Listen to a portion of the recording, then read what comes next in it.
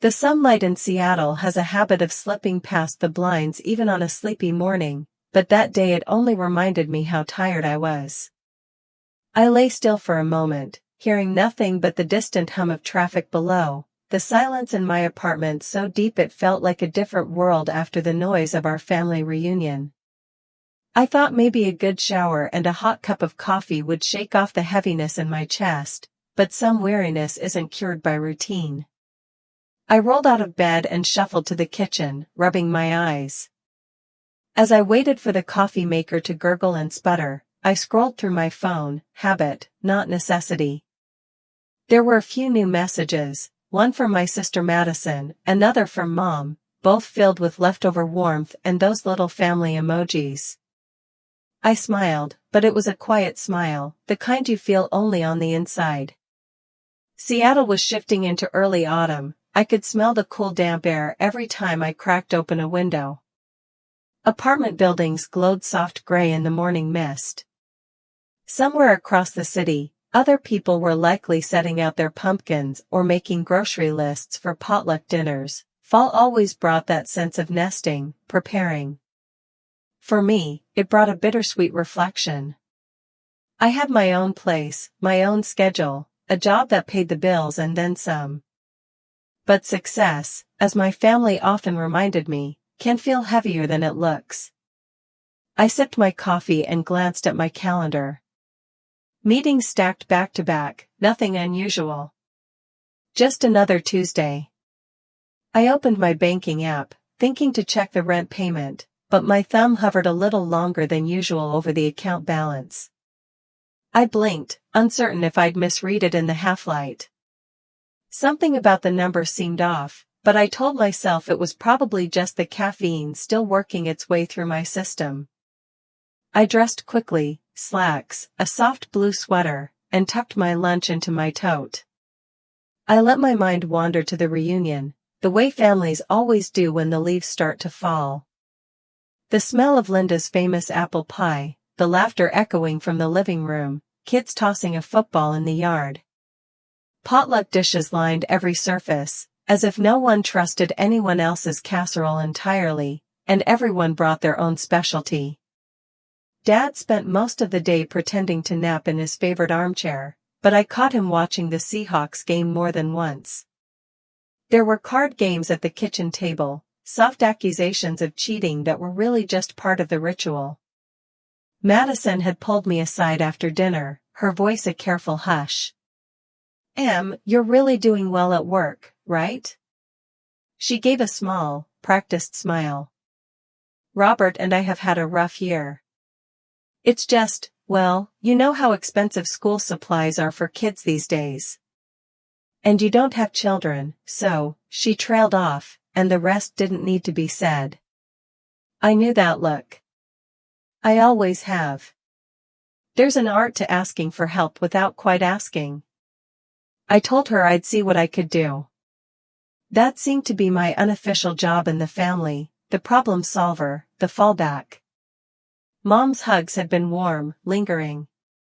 She pressed a slice of pie into my hands as I left. Don't work too hard, sweetheart. Life passes quickly. Remember, family comes first. I nodded, not trusting myself to answer. Dad simply said, "Drive safe, kiddo," without looking up from his phone. Back in the present, my workday floated by in a blur of emails, conference calls, and lukewarm Starbucks. I nodded politely in meetings, did what needed to be done. Sometimes I caught myself daydreaming about the crackle of leaves underfoot or the way Madison's son, my nephew, used to run up and hug me without a care in the world. At lunchtime, I sat alone by the window with a salad, letting the city's constant drizzle paint streaks on the glass. For all the hustle of my days, there was a persistent sense of being on the outside looking in. Evening arrived before I knew it. I reheated some leftover pasta, poured myself a glass of iced tea, and settled in with a good book. The apartment was quiet except for the hum of the fridge and the distant city sounds. I should have felt content, but something small and sharp kept nagging at me, a feeling that I'd forgotten something important. It wasn't until I was paying a bill online, hours after sunset, that it all hit me at once. My account balance blinked up at me, numbers stubbornly refusing to change no matter how many times I refreshed the page. $9,000, gone, leaving behind a balance that didn't even cover my next rent check.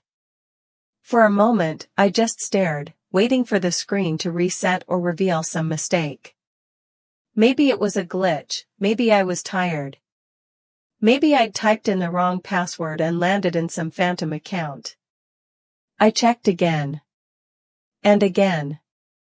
No matter how many times I logged out and in, the money was still gone. My chest tightened, breath growing short. The night pressed in close around me, and suddenly my quiet apartment didn't feel like a refuge anymore. It felt like a shell, empty, echoing, not quite my own. I clutched my phone, heart pounding. My hands were shaking as I tried to remember if I'd missed a payment, if there'd been an email from the bank, a warning I'd overlooked. But no, just that silent, stubborn number, and the ghost of my family's voices in my head. "You're the successful one, Emily. You can handle it." It's strange, the things we tell ourselves to stay calm, that it's probably nothing, that mistakes happen, that tomorrow will fix itself. But as I stared at my bank statement, the uneasy feeling that had dogged me all day blossomed into full-grown panic. They say money isn't everything, but when it vanishes, you realize just how quickly the ground beneath you can shift. That night, I lay awake, the echo of my family's laughter still in my ears, and wondered if one small oversight, one forgotten logout, one slip of trust, had just turned my world upside down. My first instinct was denial. There had to be some explanation. Maybe I'd entered the wrong login. Maybe the bank had flagged something by mistake. I refreshed the page for the 10th time, convinced the numbers would bounce back to normal if I only stared long enough. But reality is stubborn, the money was still gone. For a moment, I simply sat on the edge of my bed, my mind a tangled mess of questions. People always say to stay calm, but they rarely tell you how. Outside, the morning mist clung to the windows, and the city's usual bustle felt muffled, distant. I dressed for work on autopilot, replaying every detail of the reunion in my mind. There was Robert, feet up on the porch rail, grinning as he told some story about his latest get-rich-quick idea. You know me, he'd winked at the table, I like to live on the edge. We all laughed politely, but looking back, his words felt sharper, more pointed. On the bus ride to my office downtown, I checked my bank app once more. The balance stared back at me, indifferent to hope. By the time I reached my desk, I'd already decided to call the bank. My voice wavered slightly as I navigated the automated prompts, entering account numbers, birth dates, my mother's maiden name. The hold music, a tinny, unrecognizable tune, was a poor match for my heartbeat's nervous rhythm. Finally, a human voice came on the line. I explained the situation, careful not to sound frantic. The representative was calm, almost too calm. "Let's verify your recent activity, Ms. Grant." We went through every charge, every transfer. Then the words that made my blood run cold, all withdrawals were made from a device previously logged in. Same IP address as a known location for your account. I pressed the phone closer to my ear. "Can you tell where that was?" "I'm sorry, I can't provide exact addresses for security reasons, but the device is listed as familiar. If you believe this is fraud, we can open a claim." I thanked her and hung up, my fingers tracing patterns on the desk. Familiar device. Known location. My mind went to Mom's house. I tried to recall, had I logged out of my banking app? Or had I checked my balance between card games, distracted by the noise and bustle? I couldn't be sure. Guilt washed over me. I prided myself on being careful, organized, but even the best of us have blind spots. No one ever thinks the snake is in their own garden, my grandmother once said. At work, I forced myself through the motions, answering emails, reviewing reports, joining video calls where my face floated in a digital grid of polite, half-smiling colleagues. But my thoughts wandered back to the reunion and the uneasy feeling growing in my gut. During lunch, I sat at my desk and opened a blank spreadsheet, listing every transaction from the past week.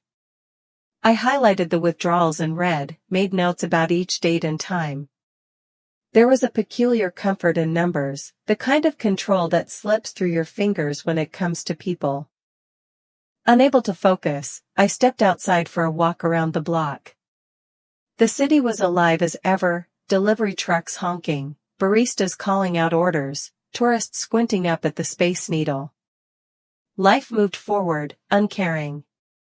I found myself longing for the kind of clarity you get from a good old-fashioned talk with Mom. On the bus home, I decided to call her. The phone rang several times before she picked up. "Emily, darling.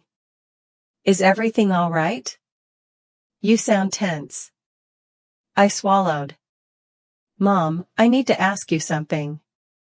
Did you notice anyone on your computer after I left? Did anyone borrow it?" There was a brief pause.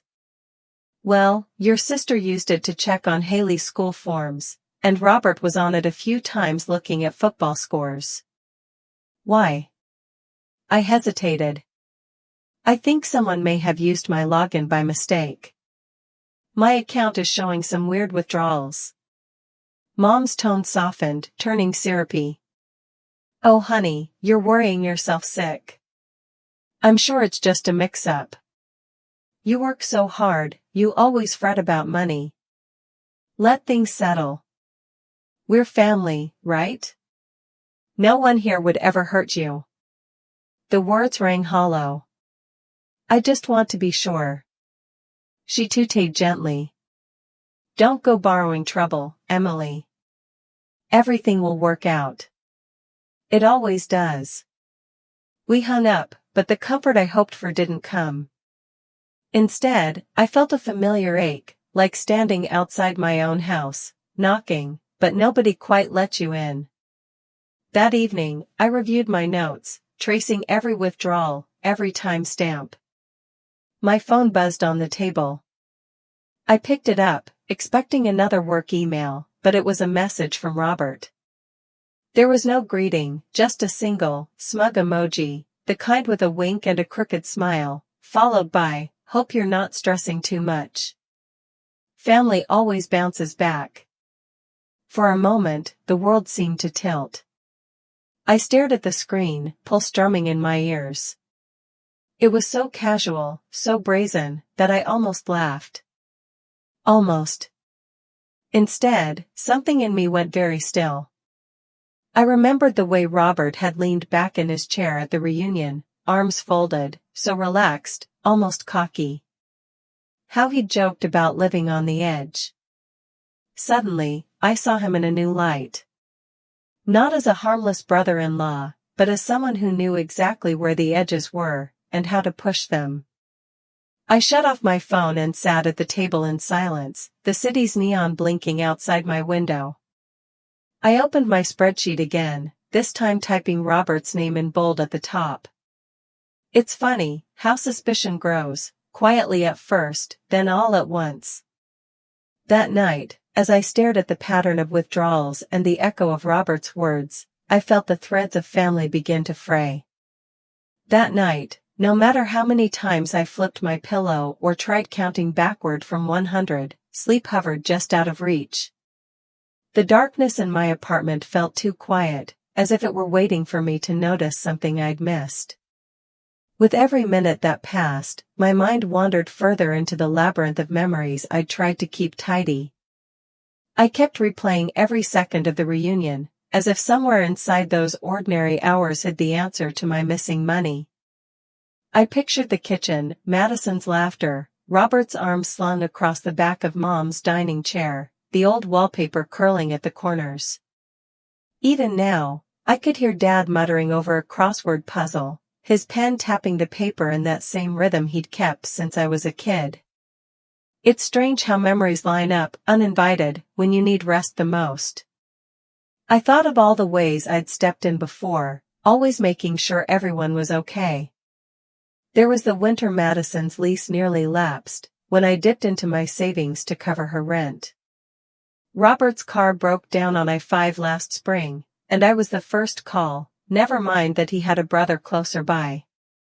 Mom's reminders were softer, like a song you can't quite forget. It's just a small thing, sweetheart. You know how family is. Dad, meanwhile, stayed neutral, never asking outright, but never offering to help me shoulder the burden either. Sometimes I wondered, in all the years I'd played the responsible one, had anyone ever checked if I was okay? Or did they just assume, like most do, that the person who holds things together doesn't need to be held themselves? Restless, I got up and padded to my desk, flicking on the lamp. I pulled my laptop close, the screen's glow cutting through the gloom. I opened my browser and searched for clues, retracing my digital footsteps. Had I really left myself logged in on Mom's computer? The thought made my stomach sink. I remembered standing in her cluttered den after dinner, using the family computer to confirm a work meeting. I must have closed the window, but had I actually logged out? The memory was fuzzy, blurred by laughter, noise, the hustle of everyone getting ready to leave.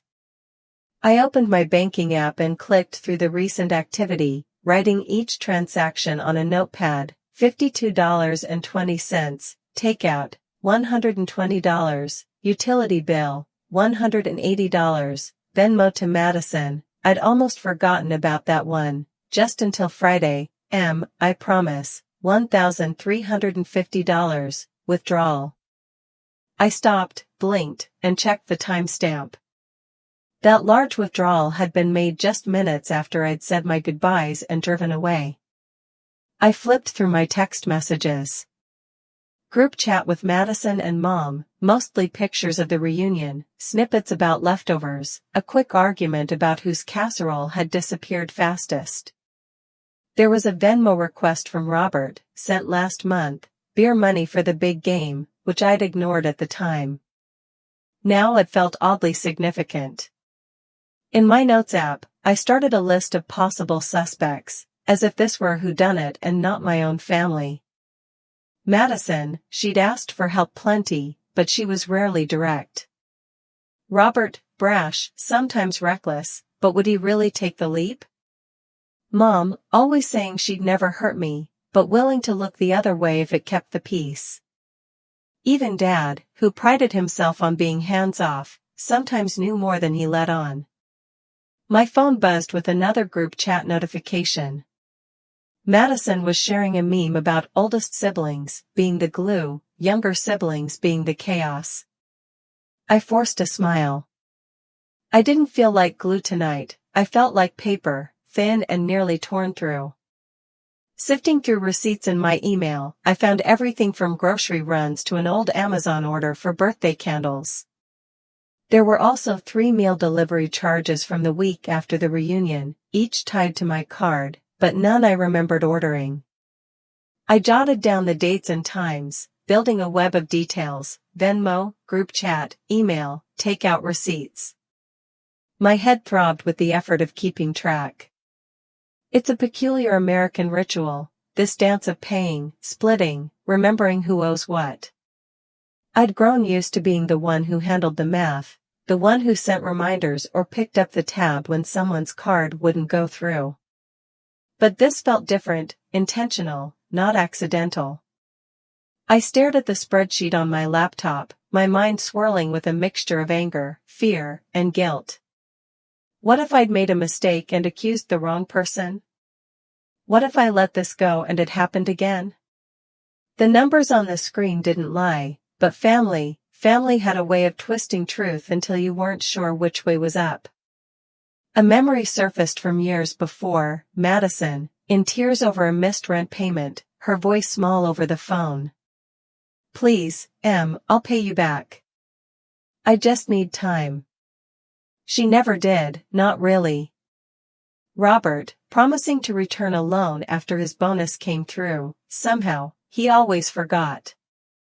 Mom, gently chiding, you know your sister struggles. You're in a good place, Emily. Help if you can. I took a breath, rubbing my temples.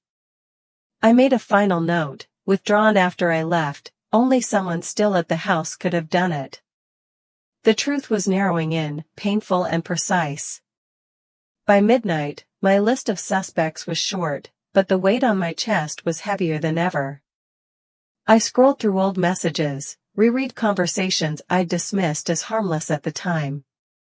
Patterns emerged, each small ask adding up to something bigger. There was no denying it now, the person who'd drained my account was someone I loved.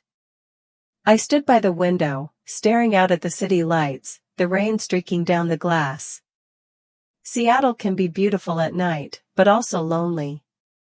I pressed my forehead to the cool pain and let myself grieve, just for a minute, all the times I'd tried to be enough for everyone. A wave of resolve crept in. I'd spent my whole life making sure others were okay. Maybe it was time to make sure I was okay, too, even if it meant facing discomfort I'd always avoided.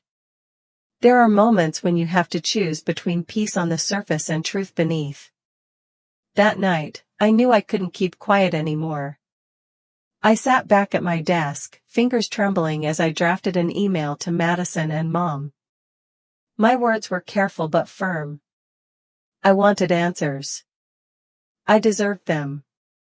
As I hit send, a strange calm washed over me. I would confront my family, no matter how uncomfortable it became. Sometimes, caring for others means having hard conversations, especially with the ones you love most. I never thought I'd be making the drive back to my parents' house so soon, and certainly not with this kind of knot in my stomach. There had always been a comfort in returning home, a sense that no matter how the world spun outside, the old Grant place stayed steady. But as I steered my car through the familiar streets of our suburban neighborhood, I felt only a tightening in my chest. I noticed the changing trees, their leaves just beginning to turn, golden and brittle, as if the world itself were bracing for a colder season. I parked by the curb and sat with my hands resting on the steering wheel, breathing in and out. Robert's words from the reunion played back in my head, sly and sing-song, "You always worry too much, Em." Maybe I did, but if worrying was what kept the peace, I supposed I'd worn it like a badge for years. I grabbed my purse, straightened my shoulders, and headed up the walk. The front door creaked open before I could even knock, Mom, always anticipating. "Emily. You're back again so soon?" She tried for cheerful, but her voice caught. I could smell coffee brewing and the faint trace of cinnamon rolls, comfort foods as apology. Inside, the house was a jumble of old and new.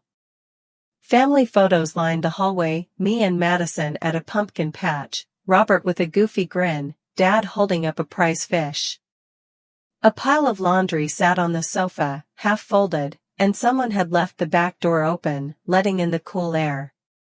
Madison was in the kitchen, scrolling her phone with one hand, picking at a bowl of cereal with the other.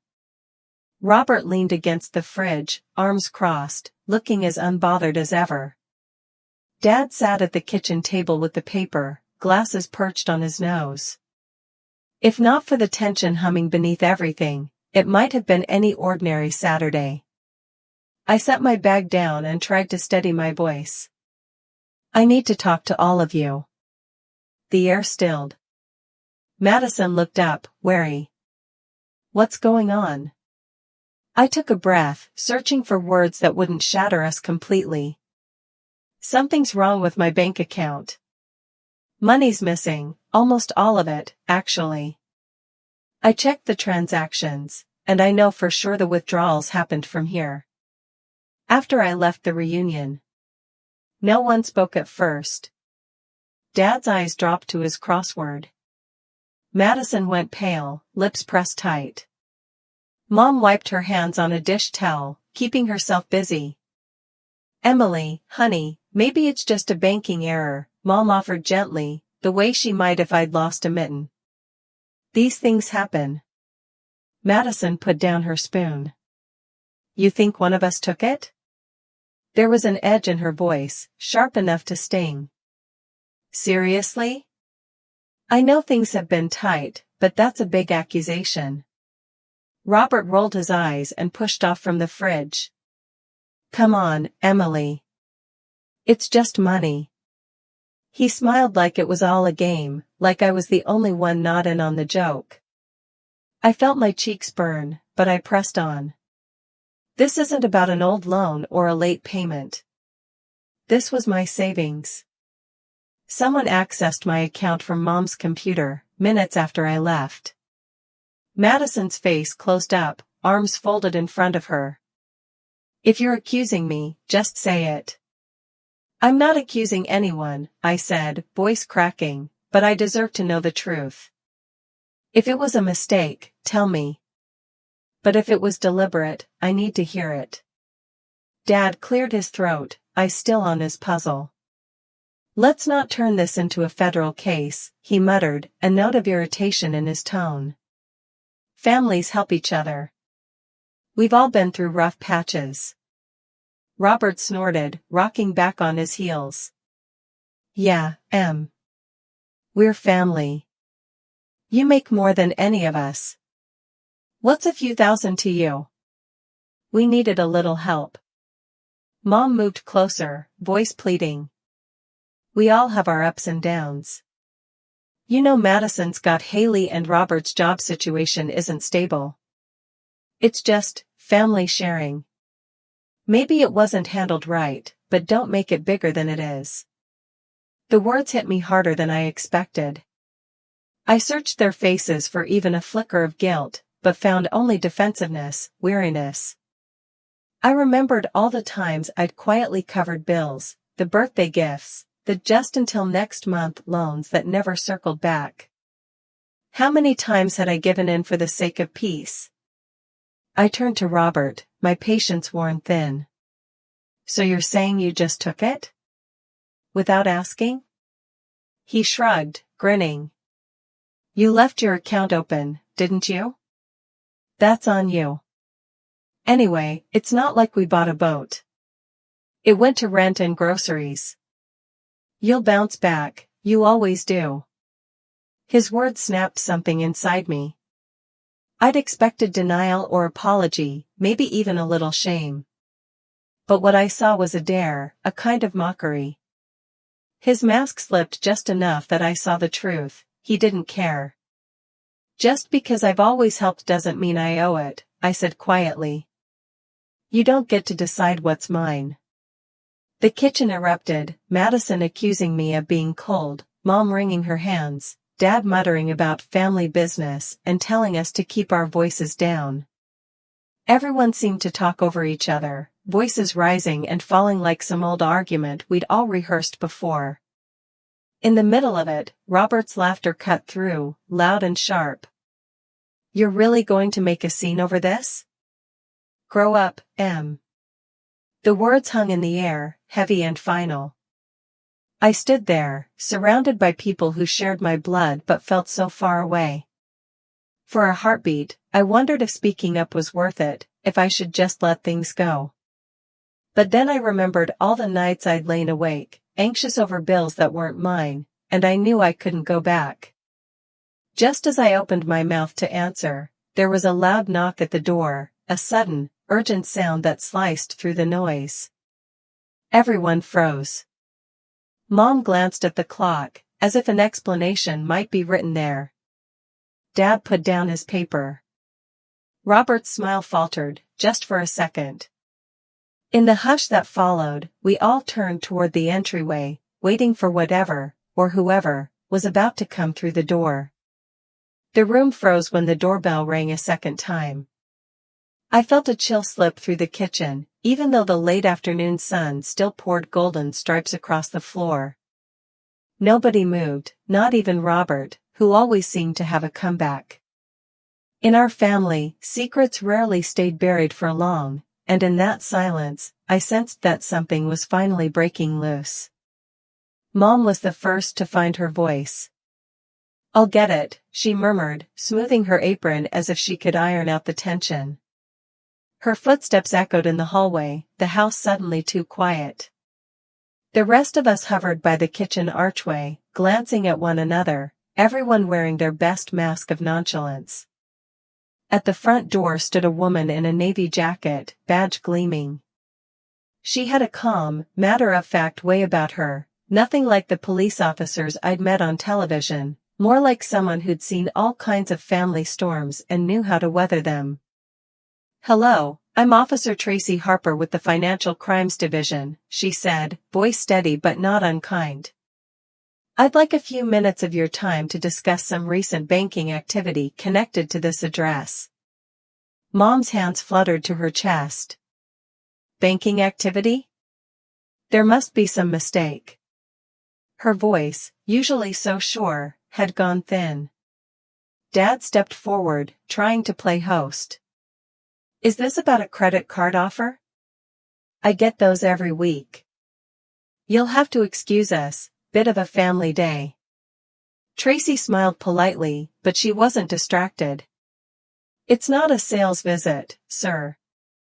I'm following up on a fraud report filed by Ms. Emily Grant." She nodded toward me, and all eyes turned. I felt a rush of heat in my cheeks.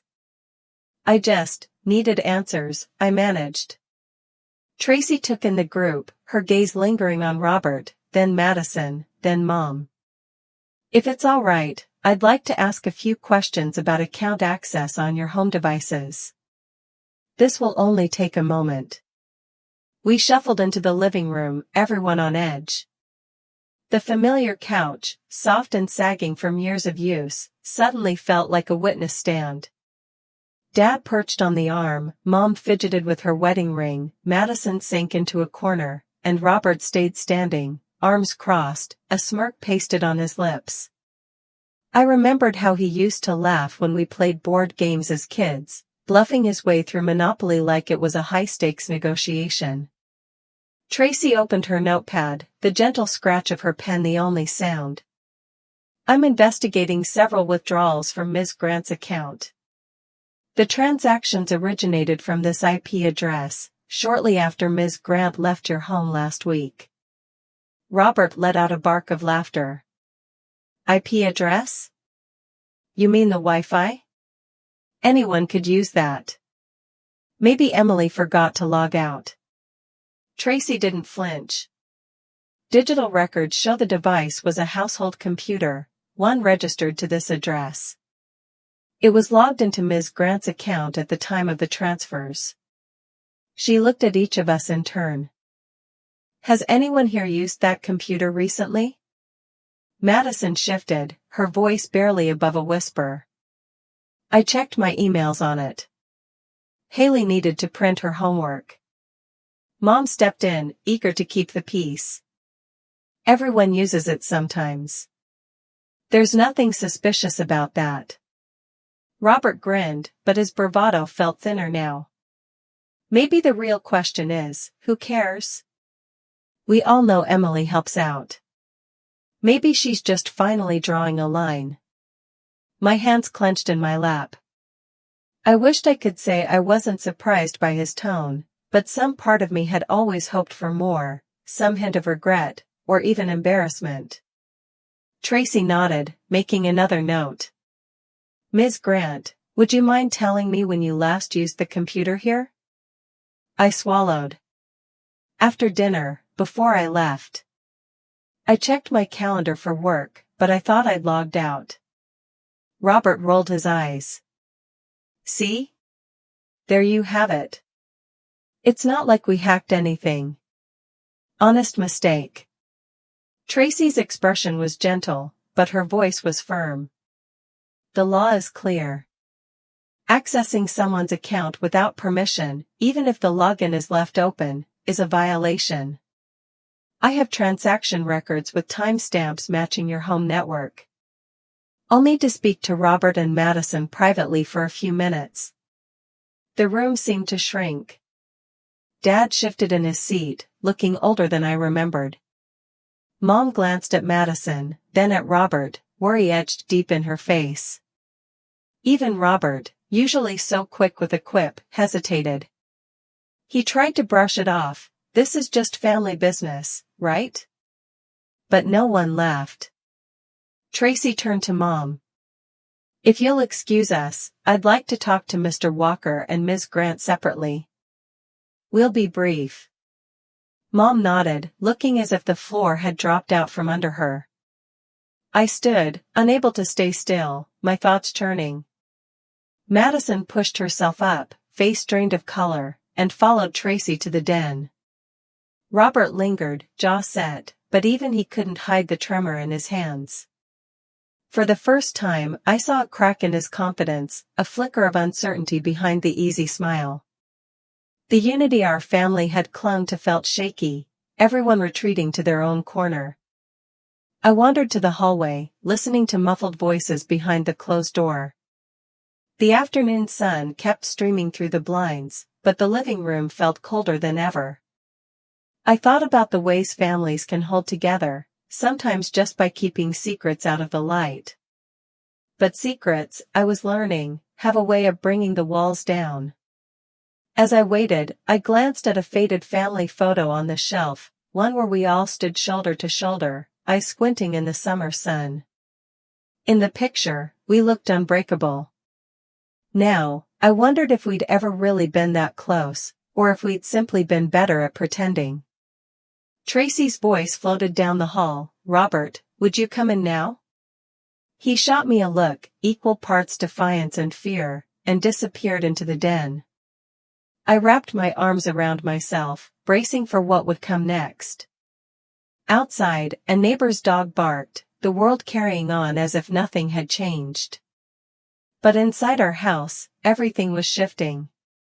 For the first time, I wasn't sure what my family would look like when the dust finally settled.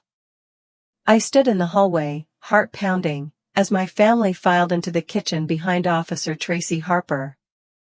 For a moment, the old house felt unfamiliar, as if every step we took erased a bit more of what we used to be. I stayed near the wall, eyes fixed on the faded paint, trying to steady my breath. Tracy ushered Robert and Madison into the small side room off the kitchen, the one we used to call the study even though it was mostly a catch-all for mail and tax forms. The door clicked shut, and I was left with the uneasy chorus of muffled voices. The walls, thin as they were, gave up only fragments. That wasn't my idea, Madison's tone, defensive. Robert, more bluster than clarity, she never said I couldn't use it. Mom clutched a coffee mug with both hands, staring at the steam as if it might reveal some solution. Dad hovered by the sink, silent and fidgeting. The kitchen, once a place for Sunday pancakes and late-night cocoa, was now a waiting room for a reckoning. All these years, I thought I was the glue holding us together. But now, watching the cracks form, I wondered if I'd just been a band-aid, keeping the wounds from showing, never healing them at all. Minutes stretched. The refrigerator's hum filled the silence. I caught the occasional burst of raised voices from the study. You always take her side. You never appreciated what I did for you. Old grievances spilled out, money, forgotten favors, missed birthdays. It was as if the past 10 years had been waiting for this very moment to break free. I drifted toward the back door, needing air. The backyard was cool and quiet, the sun dipping behind the neighbor's fence. I paced, hugging myself, replaying every family emergency I'd ever patched up, the late-night phone calls, the Venmo transfers, the "I'll pay you back next week" promises that never quite materialized. It struck me that I'd built my life around the needs of others, always stepping in before things could truly fall apart. But now, the cost of that role felt clearer than ever. Maybe that's the trouble with being dependable, people start believing you can never break. Eventually, Tracy emerged from the study, her expression calm but unreadable. "Emily, may I speak with you?" she asked quietly. Inside, the kitchen felt smaller. Madison stood by the stove, arms crossed, eyes red. Robert slumped in a chair, jaw set. Mom looked up at me, pleading in her gaze. Dad studied the linoleum, lost in thought. I followed Tracy into the now empty study, closing the door behind us. She motioned for me to sit. Emily, I appreciate your patience. I know this isn't easy. I nodded, hands twisting in my lap. I need the truth. This isn't the first time I've had to cover for my family. I've paid bills, made loans, always because I thought it would help. But it never stops. They never even ask if I'm all right. Tracy listened, pen poised. You believe there's a pattern?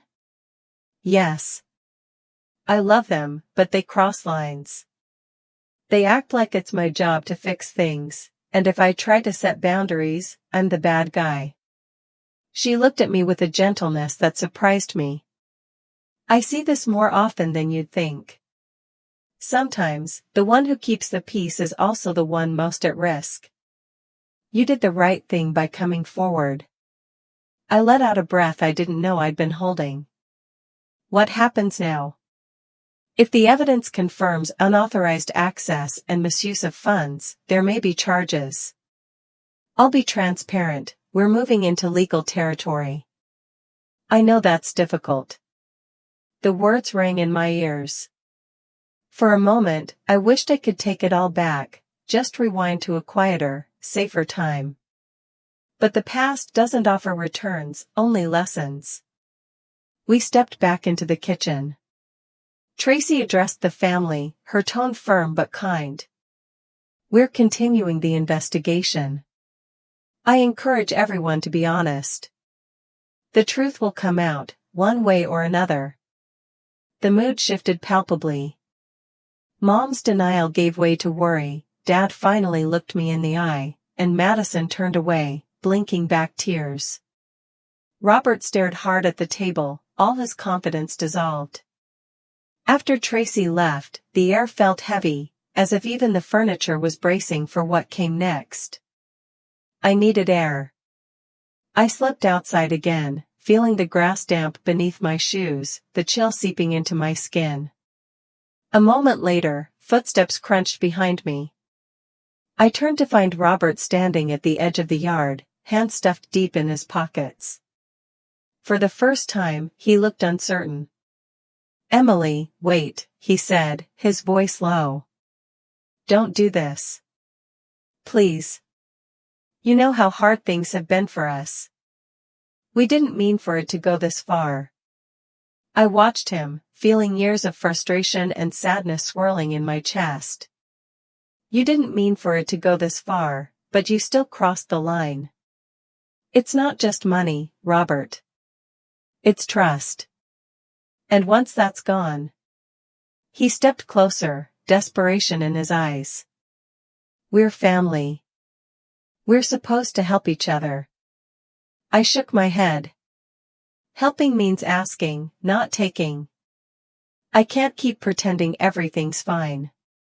He was silent, shoulders slumping. For a long moment, neither of us moved. I realized this was the first honest conversation we'd had in years, not as siblings, but as two people standing at the edge of something broken. Please, Em, he whispered. Don't go through with this. Just, let it go. I looked up at the sky, searching for the right words. Sometimes in life, the only way forward is through the hard things. I can't, Robert. Not anymore. He nodded, defeated, and turned away. I stayed outside, watching the last of the sunlight slip behind the trees, feeling the weight of old loyalties giving way to something new. For the first time, I let myself hope that standing up for myself might finally set me free. Robert's pleading eyes met mine across the backyard, but I could feel something inside me settle for the first time in years.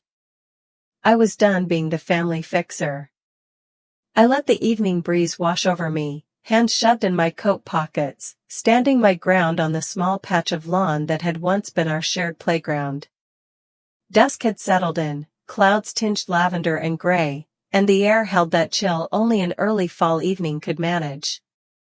Growing up, I always thought loyalty meant silence. That if I loved my family, I was supposed to keep the peace, patch the holes, never raise my voice. But now, with everything stripped bare, I saw the truth of it. Silence had protected no one, least of all me. Robert stood in front of me, hands open in that way he used to gesture when trying to sell me on one of his schemes. "Emily, you know how hard things have been for us. We're just trying to get by. Why are you making this into such a big deal?" I heard Madison's footsteps before I saw her.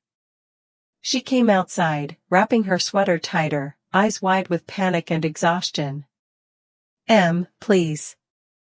Just let it go, this is tearing us apart. We're family. We can figure this out together, can't we?"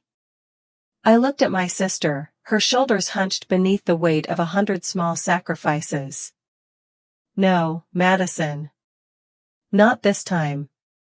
I've always tried to keep everyone afloat, but it's drowning me. I can't keep giving up pieces of myself every time someone else falls short." Madison's face crumpled. "We need you, Em. What are we supposed to do if you don't help?" Behind her, the back porch light flickered on.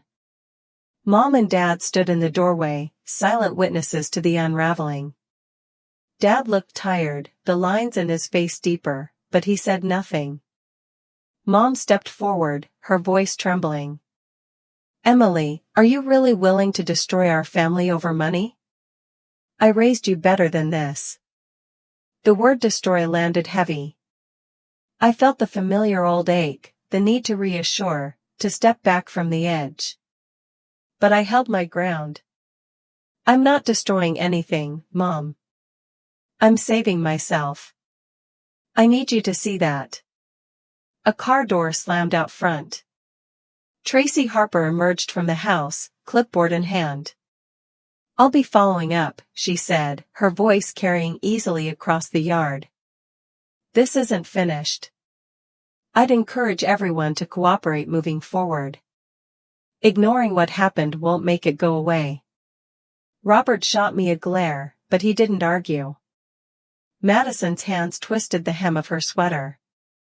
Mom turned away, her shoulders shaking. Dad stared at the ground, lost. The silence that followed wasn't comfortable, but it was honest. I took a deep breath, letting the cold air sting my lungs, and realized I wasn't afraid of the truth anymore. Maybe this was how change really began, not with shouting or slammed doors, but with a single, steady refusal to keep pretending. Madison started to cry softly. "You always said family meant everything." "It does," I said gently. "But it doesn't mean I have to lose myself in the process." Robert paced, frustration giving way to something almost like shame. "You're stronger than us, Em. That's why everyone always counted on you." I met his gaze. Strength isn't about carrying everything alone. Sometimes it's saying, no more. For a moment, no one moved. The porch light cast long shadows across the grass. I remembered summer evenings here, bare feet, laughter, games that ended in tears but always brought us back together in the end. Those were easier battles, wounds that healed by morning. Tracy called from the porch, "Emily, I'll be in touch this week. Don't hesitate if you have questions." I nodded, feeling the heaviness in my chest lift just a little. The house behind me seemed quieter than usual, everyone left to their own thoughts. Mom wiped her eyes. "I hope you can live with this choice." I squeezed my hands into fists. "I hope you can, too, Mom." The sky darkened. I felt the old order breaking apart, not with a bang, but with a quiet, unyielding shift. It hurt, but it also felt honest. I'd always heard that standing up for yourself would be liberating, but no one mentioned how lonely it might feel at first. As I turned to go, I heard Robert's voice behind me, small, almost boyish. "You really aren't coming back, are you?" I paused, the cool air brushing my cheeks. "I don't know what's next. But I know I can't go back to what we had before." His shoulders slumped in defeat. For the first time, I saw my brother as just another person, flawed and scared, not the villain my anger wanted him to be. Inside, the kitchen light glowed. I saw Dad through the window, sitting alone at the table, head bowed. Mom and Madison in the living room, quiet. We were still a family, but nothing about us was the same. I walked out toward the street, my footsteps crunching the fallen leaves. The ache in my heart was real, but so was the sense of possibility just beginning to flicker. The next morning, my phone buzzed with messages I couldn't bear to read. The Seattle sky was its usual pewter gray, rain tapping the window in a steady rhythm that seemed to echo my own unease. I rolled over and stared at the ceiling, trying to ignore the persistent chime of new notifications, missed calls from Robert and Madison, 3 texts from Mom, and a handful from unknown numbers, family, most likely. I padded into the kitchen, the quiet broken only by the hum of the refrigerator and the drip of the coffee maker. When I was little, Mom always said, "Family comes first." Back then, it sounded like a blessing. Now, those words pressed down on me like a weight. I wondered how many times I'd rearranged my own needs just to live up to that ideal. I wrapped my hands around a steaming mug and stared out at the slick street below. Cars slid through puddles, people rushed by with hoods up and heads down, doing their best to keep the wet out and the world at bay. I felt the urge to retreat too, to burrow under the covers and let the day pass unnoticed. But work doesn't wait for the weather or the messiness of life. I forced myself into office clothes, navy pants, a soft sweater, slipped on boots, and made my way to the bus stop. On the ride downtown, I scrolled through my notifications, reading only what I had to. The family group chat was full of guilt-laced messages. "We don't know how you can live with yourself." "Was all the money you made never enough?" "You're breaking Mom's heart." Each one landed like a pebble in my shoe, easy to ignore at first but impossible to forget. At the office, things felt different. People smiled politely, but the air seemed to vibrate with unspoken questions. Kelly, my closest friend at work, slid into my cubicle mid-morning with a mug of herbal tea. "Rough week?" she asked, not prying but not pretending either. I nodded, grateful for her gentleness. "You could say that." She squeezed my shoulder. "You know, if you ever want to talk about anything, not just budgets or deadlines, I'm around."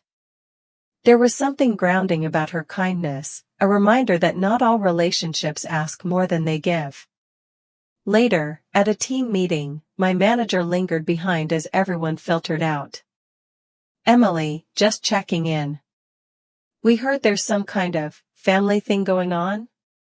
His voice was careful, but the implication was clear. The investigation had reached the office grapevine. I tried to keep my voice steady.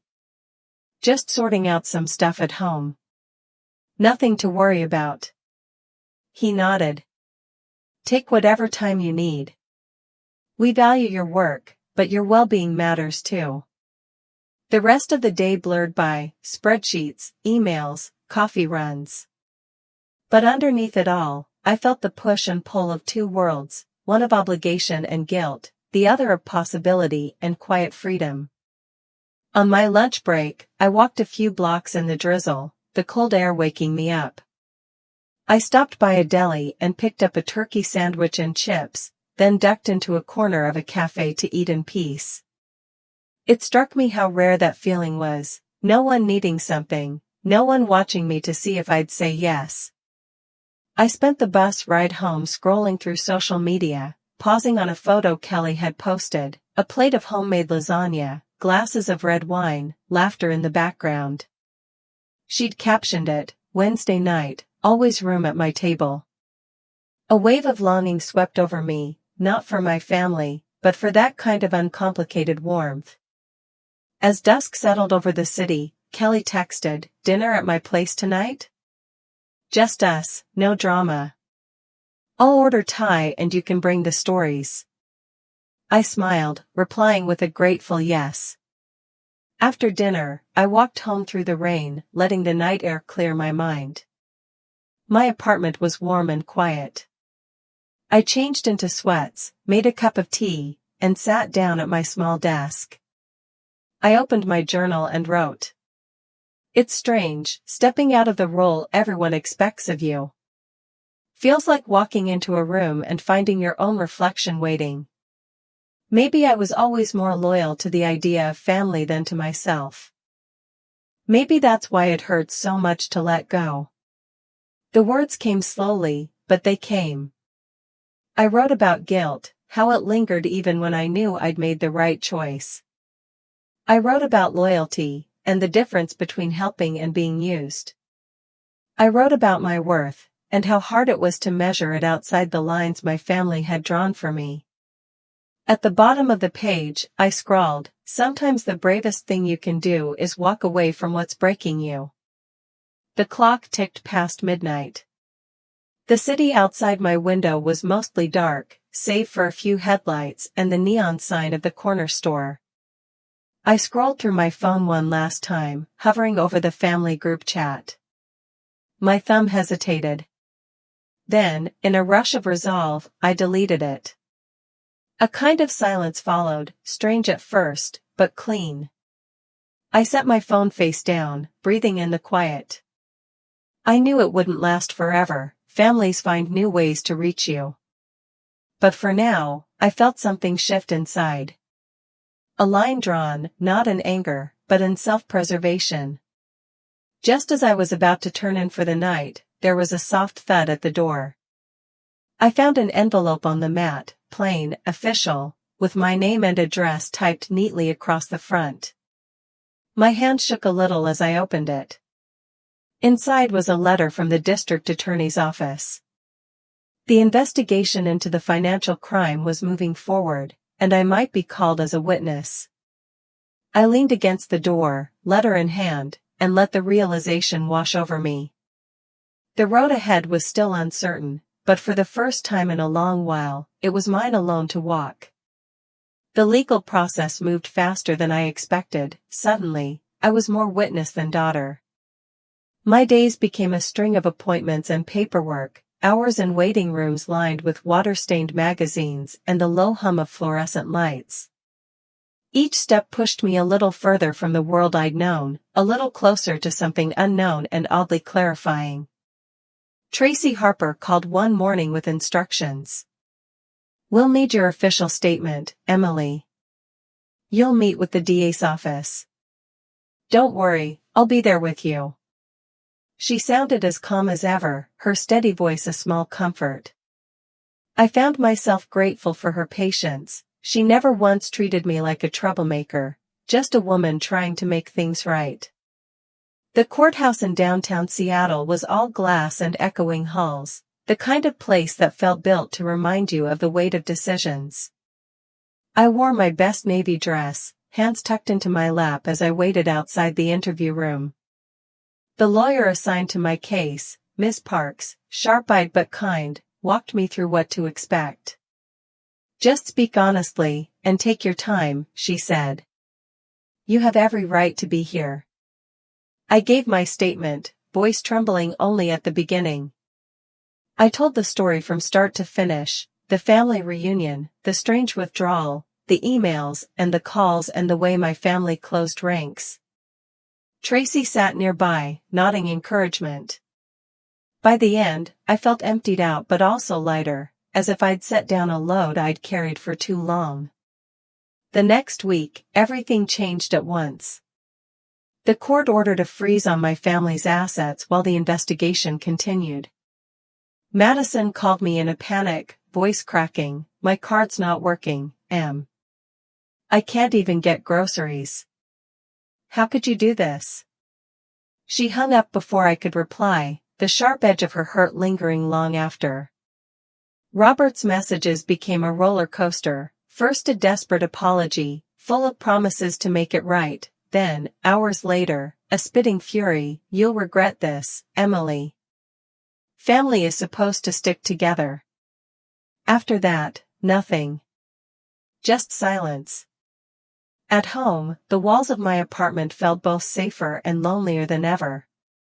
Some evenings I wandered the aisles of the grocery store just to be among people, picking out small treats, a pint of ice cream, a new kind of tea, allowing myself comforts I'd often denied. I watched the city's winter close in, rain falling in sheets outside my window, and wondered if things would ever feel normal again. One afternoon, my inbox pinged with a name I hadn't seen in years, Melanie Carter, my cousin on Mom's side. We'd only crossed paths at weddings and the odd holiday. Her message was short but warm. "Can we meet for coffee, Em? I have something I'd like to share." I hesitated, but curiosity won out. We met at a cafe on Capitol Hill, one with mismatched chairs and the smell of cinnamon rolls. Melanie arrived bundled in a coat 2 sizes too big, her smile nervous. She looked at me as if searching for permission to speak her mind. "It's been a rough year," she began, stirring her coffee. "I heard what happened.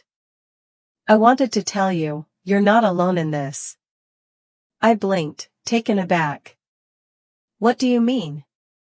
She glanced around, voice dropping. "My mom, your Aunt Donna, has always leaned on me. Money, favors, errands. When I try to set boundaries, she gets so cold. Last summer, I finally said no, and she stopped speaking to me for months. I thought I was the only one." Hearing her story was like looking into a mirror, different details, same ache. We traded tales, laughing sometimes, shaking our heads at the absurdity of it all. As we spoke, I noticed the relief in Melanie's posture, the way her shoulders slowly relaxed. "I almost didn't reach out," she admitted. "But when I heard what you did, it gave me courage. You made me realize it's okay to protect myself." I smiled, truly smiled, for the first time in weeks. We always think we're alone. But maybe we just haven't looked for each other. We finished our coffee, lingering as the afternoon faded. When we finally parted, Melanie squeezed my hand. "Whatever happens with your family, you did the right thing. I'm proud of you, Em." Back at home, I sat by the window and wrote in my journal. Solidarity doesn't erase loneliness, but it eases it. For every person who walks away from old patterns, there's another finding the courage to follow. Maybe that's how change takes root, not in grand gestures, but in quiet, stubborn hearts. That night, as I washed up after dinner, my phone buzzed. An email from Robert. The subject line was empty. I opened it with a sigh. "You'll regret this." Just 3 words. No greeting, no signature. I stared at the screen for a long time, feeling an old sadness, heavy but familiar. Yet beneath it, a flicker of something new, defiance, and a kind of peace. I had spent my life afraid of family disappointment. Now, I was learning to live with their anger and let it pass through me, leaving only what mattered. The city lights blinked in the fog. In my heart, I felt the first real stirring of hope, not because things were easy, but because I finally knew I wasn't alone. For the first time in years, my apartment felt like home, not just a crash pad between crises. Sunlight stretched across the hardwood floor as I opened the windows wide to the crisp winter air, letting the city's sounds and chill mix with the steam of my morning coffee. No more tense family group chats, no endless list of obligations, just a quiet that felt full of possibility. Kelly's words came to mind as I rinsed dishes and watched the clouds roll by. Sometimes, she'd told me after a late dinner, you have to shut one door to find another open. I'd nodded then, not really believing it. Now, with my old life folding behind me, I realized how right she was. Some doors don't close with a slam, they drift shut, gently but firmly, while you stand on the threshold waiting for courage to catch up. The days blurred into one another, each one a little easier than the last. I started saying yes to things I'd once brushed off, an invitation to a beginner yoga class with Kelly, coffee with Melanie at a downtown shop, a Saturday morning walk around Green Lake. At first, it felt like play acting, as if I were trying on someone else's routines. But gradually, these new patterns became my own. In yoga, I learned to breathe through discomfort, to balance on one foot without worrying about who might be watching. After class, Kelly and I would linger at the smoothie bar, talking about everything from old sitcoms to her dreams of hiking the Pacific Crest Trail. We should go somewhere new together, she'd say, laughter in her eyes. Not today, maybe, but someday. Melanie became another steady light. She'd text me photos of her cat tangled in laundry, updates about her job, small victories in her own quest to set boundaries. We met for brunch at her favorite spot, a diner with red vinyl booths and pancakes the size of dinner plates. You know, she said over coffee, sometimes I think family isn't who shares your blood, but who shows up for you when it counts. I smiled, and for the first time in ages, I really believed her. One Thursday evening, Tracy Harper called to check in. Her voice was brisk, but I could tell she cared. Just letting you know the case is still moving. Don't lose heart, these things take time. I thanked her, and as I hung up, I realized I hadn't thought about the investigation for days. My life, once dictated by family emergencies, was slowly making space for me. In the stillness of my apartment, I tried new things, started a gratitude journal, learned to make a passable risotto, signed up for a virtual book club. I saw a therapist for the first time, nervous at first but relieved by the simple act of saying my story out loud. You get to choose how you want to live, my therapist said. And who you let into your circle. The idea felt revolutionary. As winter thawed into a pale Seattle spring, I saw an email pop up in my inbox, a job posting for a remote marketing position based out of Boulder, Colorado. The work sounded challenging, but the real draw was the promise of a fresh start. I mulled it over for days, pros and cons lists, late-night conversations with Kelly and Melanie, long walks where I imagined a new life painted with mountain sunrises. The old Emily would have hesitated, weighed every potential risk until the chance disappeared. But the new Emily, a little battered, a little braver, hit apply and didn't look back. Weeks passed. I kept busy, farewell drinks with my book club, afternoons spent sorting through old clothes and knickknacks, one last walk around my favorite city park. My phone buzzed one Thursday with a number I didn't recognize. I answered on the third ring.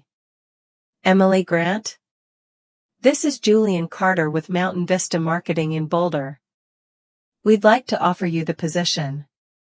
For a moment, all I could do was listen to the thudding of my heart. Are you sure? I managed, surprised at my own hope. He laughed.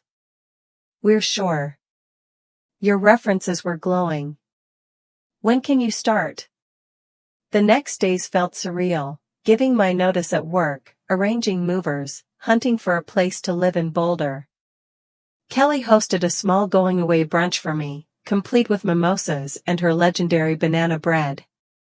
You're going to shine out there, she promised, hugging me tight.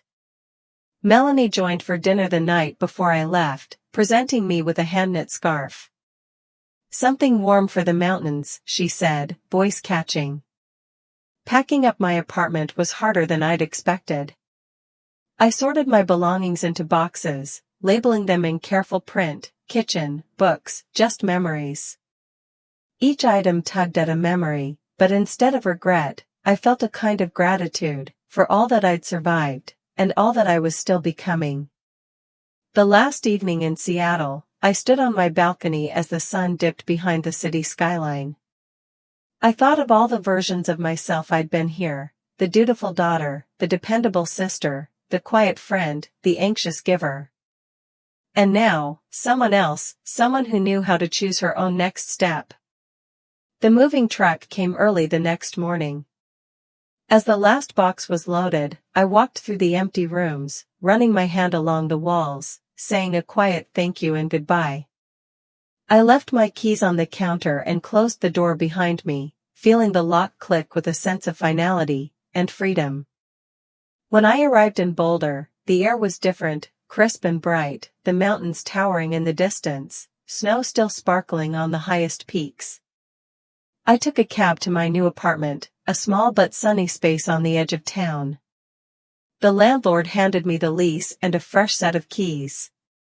My hand shook as I signed, excitement and fear swirling together. I stood in the doorway for a long moment, suitcase at my feet, the hush of possibility all around me. There would be new challenges, yes, and maybe loneliness too. But for the first time, I was choosing all of it, every joy, every risk, every unknown. Driving into Colorado, I watched the mountains rise, solid, steady, nothing like my old life.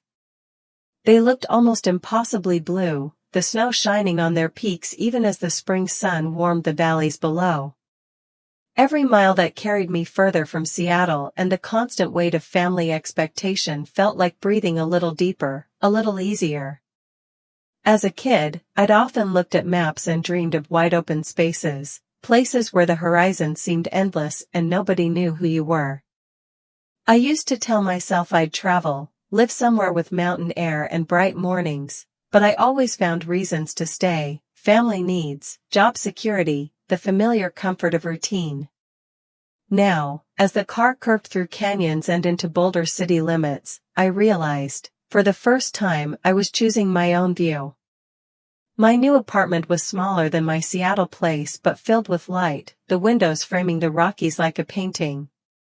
I unpacked slowly, taking time with each box, setting a few favorite books on the shelf, propping a photo of me and Kelly at the Space Needle on the windowsill. I bought a fern for the kitchen, and a potted sunflower for the balcony, letting my home grow green and alive, just for me. The first week passed in a blur of small discoveries. I wandered the farmer's market on Saturday, filling my tote bag with Honeycrisp apples and homemade bread. Neighbors waved from their stoops, and a woman down the hall introduced herself with a plate of cookies and a local hiking guidebook. I smiled so much my cheeks ached. My job started the following Monday, remote meetings from my sunny desk, cheerful introductions to new colleagues, video calls where my ideas were met with thoughtful nods and great suggestion, Emily, instead of sideways glances. There was no office gossip about my family, no hushed voices or second-guessing. For the first time in years, I felt valued for what I brought to the table, not just for what I could absorb. I let myself settle into small rituals, early morning walks along the creek, Sunday afternoons spent reading on the balcony, evening video chats with Melanie. She'd taken to sending me quick snapshots of her own new beginnings, a dinner with friends, a bookshelf she'd finally organized. "Look at us," she'd grin, "two free women at last." Kelly and I traded messages and photos. She'd just adopted a rescue dog, and sent me videos of their first muddy walk in the rain. "You sound happier," she wrote one evening. "I can hear it in your voice." And it was true. I slept through the night for the first time in ages. The nightmares of family fights, of desperate calls for help I couldn't answer, slowly faded. I started waking up with a sense of lightness, even anticipation. My life no longer revolved around crisis or apology. There was space for laughter, for curiosity, for peace. One afternoon, while watering the sunflower on my balcony, I got an email from Melanie. The subject line read simply, "Thank you." I wanted you to know, watching you draw your boundaries, even when it hurt, gave me courage to do the same. I told Mom I wouldn't be loaning her any more money. It was hard, but I did it. I finally feel like my own person. Thank you for showing me it's possible to break free. Love, Melanie. I reread the message, tears pricking my eyes, not from sadness, but relief. There is a special kind of hope that comes from knowing your story has helped someone else step out of their own shadows. I sat with that gratitude, letting it wash over me, soft as the golden evening light on my kitchen floor. That night, I walked a trail just outside town. The sky stretched wide overhead, 1,000 shifting colors as the sun slid behind the mountains. I paused at the overlook and let the quiet settle around me. My life was quieter now, yes, but it wasn't empty. It was finally, truly mine. I thought of my family, how we'd scattered like seeds on the wind, each finding our own soil. I didn't know if we'd ever grow close again. Maybe that was okay. Sometimes, letting go is the most loving thing you can do, for yourself and for them. Back at home, I made myself a cup of herbal tea and settled onto the couch with a blanket and a book. My phone buzzed, jolting me from my reverie. I glanced at the screen, heart stuttering a little. Madison was calling. Her name flashed in the dim light, and for a long moment I just stared, the old mixture of longing and dread welling up. My thumb hovered over the screen as the phone buzzed insistently. Should I answer? Had anything really changed? Or was I simply strong enough, now, to make my own choice? I watched the sun slip below the mountains, painting my little apartment with a final brush of gold, and listened to the phone ring in my hand, one more sign that, even after everything, life still held room for new beginnings. I let the phone ring, letting the past echo unanswered for once. My thumb hovered, but I didn't touch the screen. Instead, I closed my eyes and listened to the quiet thrum of my own breath, the steady tick of the kitchen clock, the soft chirping of birds outside my open window. For the first time, I realized I wasn't waiting for someone else to define my peace. A patch of sunlight slipped across the floor, warming my bare feet. I sipped my coffee and let my mind wander back, not to the chaos of the old life, but to the quiet milestones that had carried me here. I used to think walking away meant giving up. Now, I know it means choosing yourself, even when it would be easier to stay and keep patching up what's broken.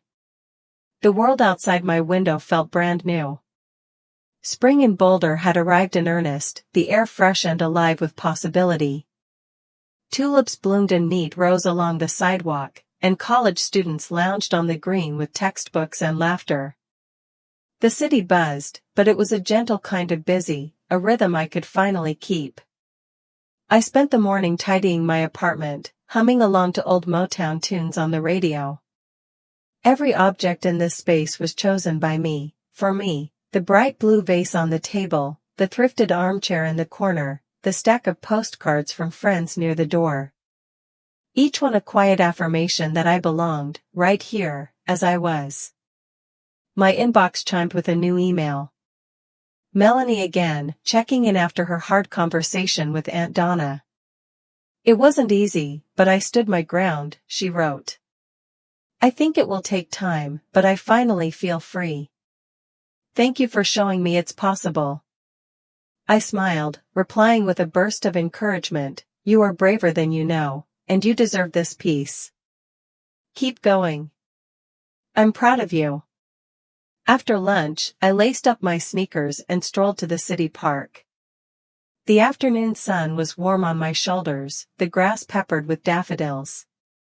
A local band played old folk songs near the gazebo, and children zipped by on bikes with streamers fluttering in their wake.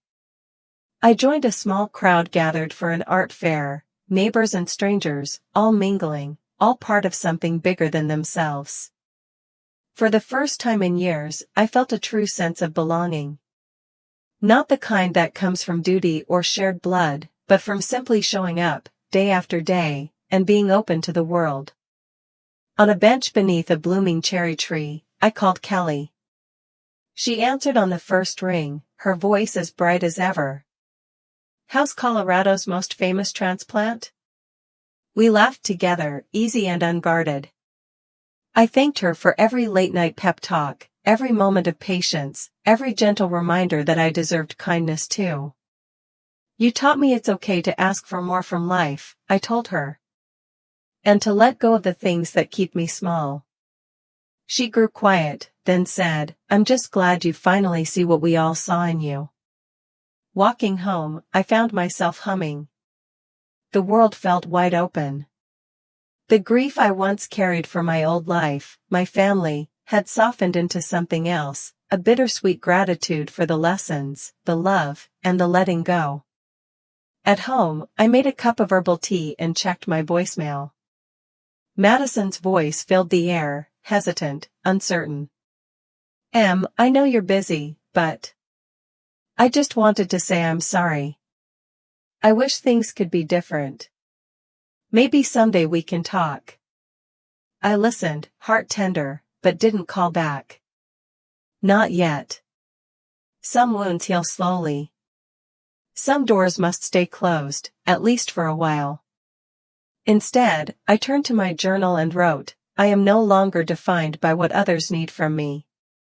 I am allowed to rest. I am allowed to begin again." Dusk painted my apartment in gold and lavender. I stepped out onto the balcony, the air cool on my cheeks, and watched the sky shift over the mountains. For the first time, I didn't wonder if I belonged, or if I'd done enough. I felt whole, imperfect, perhaps, but whole.